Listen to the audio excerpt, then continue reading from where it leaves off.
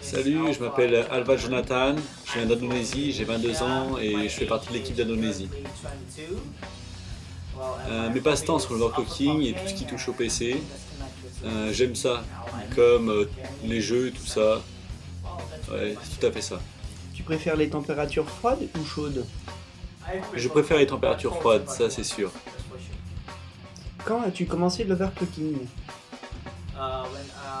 Quand j'ai commencé l'overclocking, je devais avoir 14 ans ou quelque chose comme ça.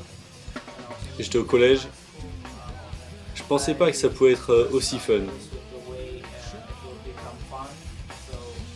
Donc ouais, je continue à en faire de temps en temps, jusqu'à maintenant. Ok, ça veut dire que tu as l'intention d'arrêter ou...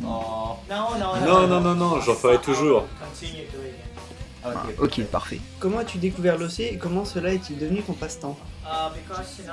Bah tu sais, mon premier passe-temps, quand j'étais au collège, c'était les jeux vidéo. Et je n'avais pas les moyens d'acheter un bon PC. Donc je devais en acheter de moins chers comme les Celeron. Un de mes premiers processeurs quand j'ai overclocké, c'était le Celeron 300. Donc je devais overclocker à 550 MHz. Donc ouais, quand j'ai commencé à faire ça, plutôt que de jouer, je pense que l'overclocking est devenu plus fun parce qu'il y a beaucoup de choses à paramétrer et ouais, c'est comme ça que c'est devenu mon hobby. Je fais de la musique dans des groupes. Quand j'étais au collège, je jouais de la guitare. Quand j'étais au lycée, je jouais de la batterie. Et maintenant, je joue de la basse. Ouais, c'est ça. Combien te coûte l'overclocking? Pour 6 mois, je pense que je dépense entre 500 et 700 dollars US. Pour acheter le matos, les cartes mères, les processeurs. C'est le maximum que je peux me permettre. Parce que je suis toujours étudiant à l'université. Est-ce que ce hobby t'a posé des problèmes au niveau de ta vie sociale? Et ben en fait, si tu parles de problèmes comme tu sais, je suis antisocial, ben en réalité je ne le suis pas. Car j'ai des amis dans les forums et j'ai des amis dans la vie réelle aussi. Ouais, tu vois de quoi je parle. Ouais, voilà. Mais je ne pense pas que l'overclocking me pose problème dans ma vie sociale. Donc non, c'est bon pour moi. Combien de temps passes-tu à faire de l'overclocking? Si on parle en jour, chaque jour je pense. Si je ne suis pas occupé par mes études ou mes groupes probablement. J'ai une session de bench, j'utilise de la neige carbonique ou simplement le refroidissement par air. Juste pour tester quelques trucs. Sans doute de 4 à 6 heures par jour. Ouais, donc j'en fais probablement entre 3 et 5 jours par semaine, je pense. Est-ce que l'overclocking augmente tes possibilités de flirt? Ok, si tu parles de ça, eh ben, jusqu'à maintenant, pour être honnête, je n'ai pas de petite amie et je suis content comme ça. Mais si tu parles de l'overclocking comme moyen de trouver une copine, ben, je sais pas. Mais je pense que certains overclockers dans notre pays sont de vrais tombeurs, tu sais. Ouais, donc c'est sûrement moi qui ne sais pas m'y prendre avec les filles. Ouais, je l'admets. Mais je suis content comme ça. Quel est ton meilleur souvenir d'overclocking? Celui-là. Celui-là, là. C'est mon meilleur souvenir d'overclocking jusque-là. Je veux dire que je suis venu ici sans savoir que je remporterais ça. On s'y attendait pas. On est venu ici et on ne s'attendait pas à ça.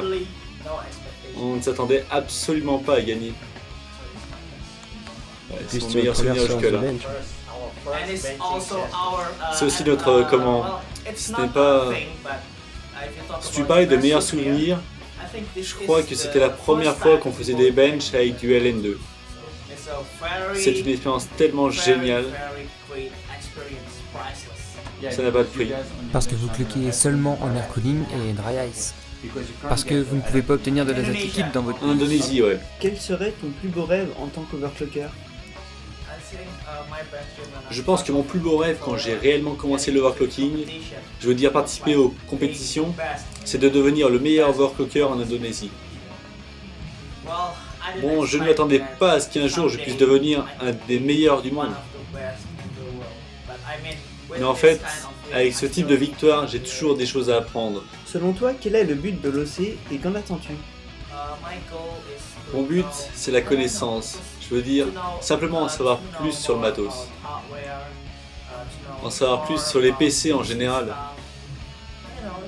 Je sais pas moi, c'est juste que c'est fun de faire ça. Je vais essayer de continuer d'OC tant que je pourrai. Comme dirait Hyper 5, l'OC jusqu'à la mort. Ou alors, l'OC c'est la vie, j'adore cette phrase. Ouais, elle est pas mal. Comment vois-tu le futur de l'overclocking? Je pense que grâce à cet event, à celui de Gigabyte et à celui d'Asus, l'overclocking va être de plus en plus connu.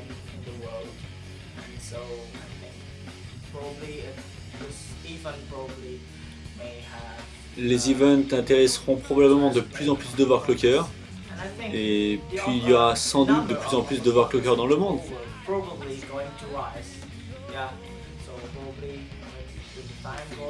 Avec le temps, l'overclocking pourrait même devenir un hobby pour tout le monde. J'espère que tout le monde finira par aimer overclocker et bidouiller son PC. Surtout en Indonésie. Penses-tu que l'overclocking pourrait devenir une sorte d'e-sport? Absolument, je suis persuadé que ça peut devenir bien plus qu'un jeu. Est-ce que tes parents sont fiers de toi quand tu leur parles de tes exploits en overclocking? Absolument, absolument. Mes parents, surtout ma mère, m'ont beaucoup soutenu. Quand j'ai commencé l'overclocking, je dépensais pas mal d'argent et puis bon. Vous savez, ma mère a aussi ses propres problèmes financiers. Donc elle essayait de me raisonner en me disant « Tu sais, ça ne marche pas, laisse tomber ». Et au final, elle m'a laissé faire. Et je ne pense pas que c'est parce que j'ai gagné des compétitions, mais plutôt parce qu'elle croit en moi et que c'est un bon hobby. C'est pour ça que je continue, et elle m'est vraiment d'un grand soutien. Quelle est ta config de bench actuelle? En ce moment, je clé pas mal sur ma carte mère Biostar TP45HB. Je pense que je vais bientôt essayer la MSI X58 Eclipse, que je viens juste de recevoir. Le Core i7-920 est lui aussi prometteur. Il a aussi un E8600 que je viens d'avoir. Sinon, à la maison, je n'ai qu'un E8400. En ce qui concerne les cartes graphiques, je n'ai qu'une carte PCI, parce que les benches 3D ne m'intéressent pas. Je fais plutôt des benches 2D de toute manière. C'est une GeForce FX 5200, une très vieille carte. Waouh, quelle puissance! Sur quel matos as-tu préféré cloquer? Je crois que ce que j'ai préféré, c'est quand on a réglé le processeur et la RAM. Parce que je fais pas mal de bench SuperPi. Donc j'ai besoin de savoir comment avoir le plus grand FSB, la plus grande efficacité, tout ça.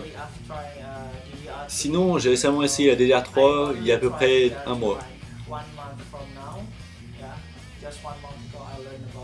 C'est à ce moment-là que j'en ai entendu parler et je trouve ça vraiment intéressant.